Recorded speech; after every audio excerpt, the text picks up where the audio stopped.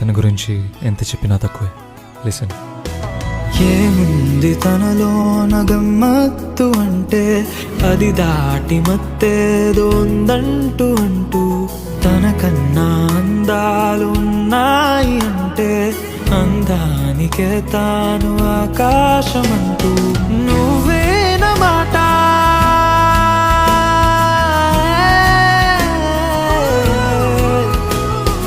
నువ్వేనమాట వినకుంటే మనసా తానే నీ మాట వింటుందా ఆశ.